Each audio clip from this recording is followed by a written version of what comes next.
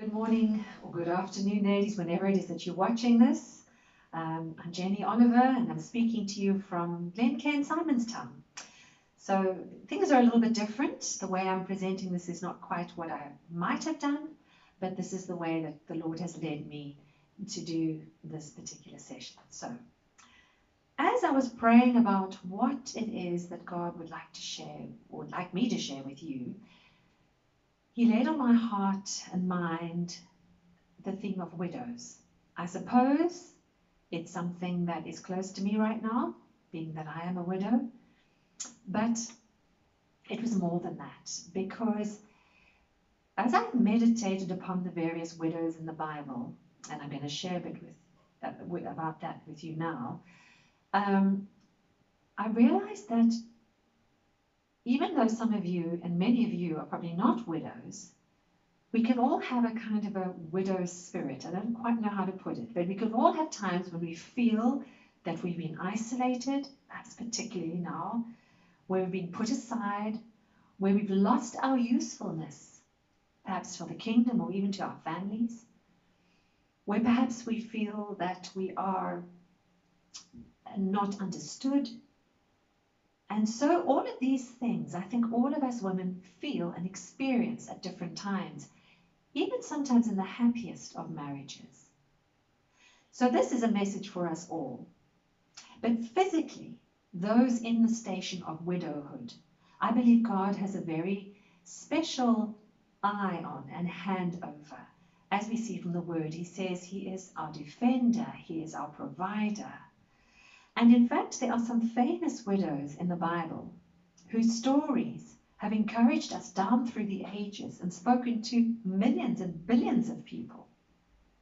And I just want to focus on a few of them, and then I want to share with you testimony from my own life and my own experience thus far. There is so much I can say. So I've just chosen to speak about three, and very briefly, just focusing on certain points. Firstly, we have Ruth, very famous widow. And she left her land to go with her mother-in-law against all odds because of loyalty and love. There was famine in the land at the time, and culturally, a woman on her own was absolutely destitute because she was not allowed to work. Her sole function was really to bear children and, keep the family name going.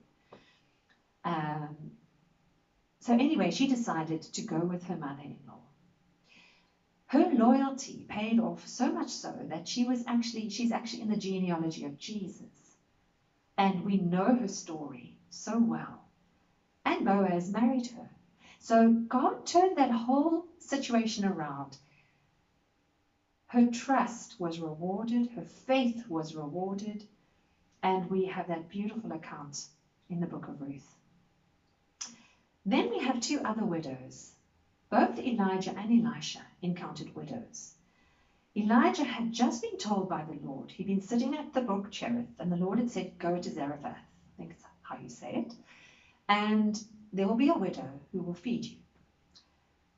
Well, there was, interestingly enough, famine in that land too. And when Elijah encountered the widow, she said, I'm going to make this last bit of flour into cake, and then my son and I are going to die. What does Elijah say? Make some for me first. What does the widow do? She is obedient, she is faithful, and she really, in New Testament terms, seeks first God's kingdom. Then we see that all else is added to her because that supply did not run out, and she got through that famine period without a problem, without needing food. Then we come to Elisha, and he encounters a widow, and she is up to her neck in debt, and they want to take the son as payment for this debt, and she's desperate. And the instruction is, get vessels from your neighbors, pour the oil into them, and as many vessels as she had, she filled. All three of those women came out of sort of famine situations, situations where the outlook was bleak, where there was no hope. All three of them were obedient, faithful, and loyal. The last widow who brought those empty vessels every vessel was filled. If she brought more would have been filled. And so in looking at this, ladies, I think for us the message is, it doesn't matter what our station is, what our circumstances are. It matters to God, but it doesn't matter to the great plan, because the great plan is come to Him empty. And as empty as we are, we can be full of His Spirit. And this is what Jesus does. When we cast ourselves on Him with no reservation, He really, really does come through. I just want to share a bit about my experience. And once I'm going to be singing a song for us that hopefully we can make our prayer. Because I'm sure there are many of you today who are in difficult situations and who do have difficulties in terms of feeling perhaps that you've passed your sell-by date. I just want to assure you that as long as you are here and breathing, God has purpose for you and He has purpose for your life. And we just need to seek Him and come to Him empty so that we can be full of Him, full of hope, full of encouragement, full of peace, joy, and His amazing grace and love. Anyhow, as I said, I want to share with you a bit of my story. As you probably know by now, my husband passed away in December, end of December. And literally the next morning, I said, Jesus, I need you. My defender, my covering has gone. There's a vacuum. I need you to fill that space. Please, Lord, just help me with everything. I could talk to you for hours on end about the grace and the providence of Jesus toward me. But I'm going to just give you a few little examples of how He came through in the most amazing ways. Well, firstly, there was a funeral or memorial to organize. I didn't know what to do. I didn't have extra funds, as Derek and I had lived by faith for the last few years, so we didn't have money stashed away anywhere. In fact, it was kind of the opposite. But the Lord said to me, just leave this with me. I'll take care of it. So I did. I prayed about it. I didn't know whether it was meant to be a little family get-together only, or if I was meant to open it up so that people could hear the testimony and it could be an opportunity to share, especially with non-believers. My daughter had said to me, Mama, it would be great if we could have something outside, because Derek loved the outdoors. We used to walk a lot together. And I said, well, I don't know if I can organize that. I mean, it takes money. All these things take money.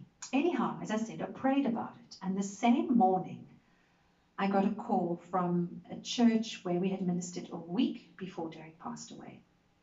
Local to us, just over the mountain, a little way away, in a place called Howe Bay, called the Reformed Church. Some of you might know the grounds. It's on the corner of Valley and Main Road. Beautiful grounds, trees, a lake with swans, and just a most beautiful, tranquil setting.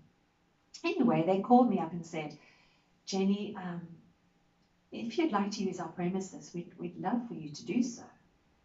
And we'll help with the catering.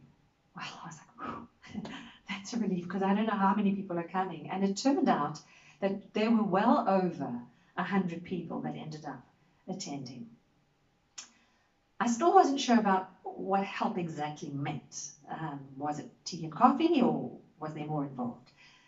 And it came to light at a meeting we had prior to that event that they were going to do everything. They said, you just say what you want. Well, I was bowled over. I said, well, just maybe a few little sweet and savory snacks, that's fine. They put the flowers in the church, and at that memorial, my brother-in-law Barry used it as an opportunity, an evangelical opportunity, and he spoke about the prodigal son. Now, those who maybe had been tuned in would have realized that God gave us a beautiful physical illustration of his grace and opulence because a feast followed that memorial outside.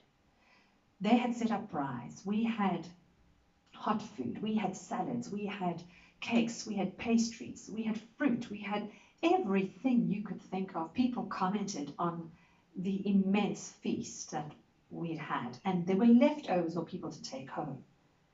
It was just, to me, the absolute gift of God's grace in that moment, and it showed how kind and how generous he is toward us. After that, God proceeded to tell me what I was to do. I wasn't sure if I was to carry on with ministry even. And it became clear that I must carry on, not in the same way, can never be the same, but using the abilities he has perhaps given me in a new way. Well, after that, he clearly said to me, you and Jess go away for a week, and then, my girl, you get back in the saddle and you start again. So my first appointment was for February the 9th. And Jess and I wanted to go to a very special place to us called Placid Waters. We'd been there often as a family, but it was generally impossible to get in there. It was always booked up a year in advance. But we felt that was where we needed to be, we'd like to be. So I prayed and I said, Lord, if at all possible, could you please allow us to be there? I phoned up. They had one apartment exactly in that week. I just knew God's hand, God's fingerprints are all over this. And the last little thing that happened, which was incredibly wonderful, I'd had a twin tub washing machine on Facebook Marketplace to try and get a bit of extra money in, but I knew that chances were I might not sell it for a long time, if at all, and there were other washing machines on there, front loaders and what have you, that were going for the same price. So I didn't have too much hope. Well, as usual, God does things in a way that you just know it's him. Nothing happened until the night before Jess and I were due to go away. I get a call from a couple, and they are dead keen on the machine. They arrived here at 9:30 at night, cash in hand. And I knew, as I saw that money, that's our spending money. God is going to treat us. This is not a time for famine. This is a time for feasting. Although we're sad, it was like my Heavenly Father was just giving us gifts to get us through the time, to sweeten the sorrow. And so, ladies, as I have journeyed on, he has been there at every turn, directing my steps, comforting me on the days when I feel down and sad and low. He truly steps in when we give him the space to do so. So I do hope and pray that you are encouraged to cast your all on Jesus and to trust him, no matter what's happening in your life, to trust him, because he will take you through and get you safely to the destination he has in mind for you. I have an adaptation of a song which I arranged called I Surrender All. So this morning or afternoon, whenever you're watching this, if you would like to make this your prayer and start afresh with Jesus, or start with him if you've never ever met him, then please feel free to do so. Bless you all.